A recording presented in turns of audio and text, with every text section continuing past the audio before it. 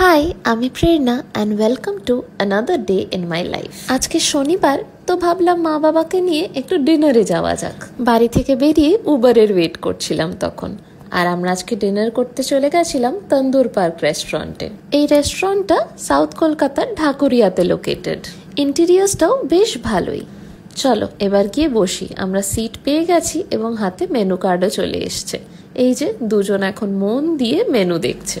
এত কিছু দেখে ফাইনালি আমি অর্ডার করেছিলাম রাম পান্না ড্রিঙ্কসে, আর স্টার্টার্সে অর্ডার করেছিলাম চিকেন রেশমি কাবাব।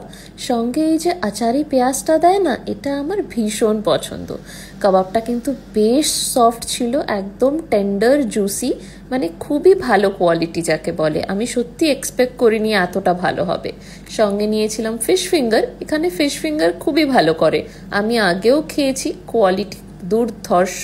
একেবারে ভেটকি মাছ দেয়, দেখতেই পাচ্ছ তোমরা, মাছটা ধপধপে সাদা, খেতেও কিন্তু ভীষণ ভালো, একদম ক্রিস্পি। আর ফিশ ফিঙ্গার খেতে খেতে দেখি ওইদিকে দুজন মন দিয়ে একেবারে সেলফি তুলছে। আমিও ভাবলাম টুক করে ক্যাপচার করে নিই। তারপর মেন কোর্সে নিয়েছিলাম চিকেন ফ্রাইড রাইস। আমার বাবার আবার ফ্রাইড রাইস ভীষণ পছন্দ, তাই যেখানেই যাই একটা ফ্রাইড রাইস অর্ডার করতেই হয়।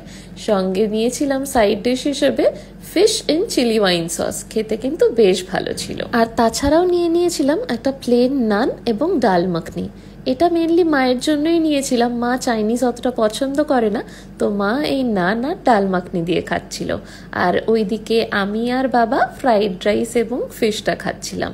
আমি আর বাবা দুজনেই আবার একটু চাইনিজ ঘেঁষা। সব মিলিয়ে দুর্দান্ত কাটলো শনিবারের সন্ধেটা। চলো, that's all for today. Bye bye.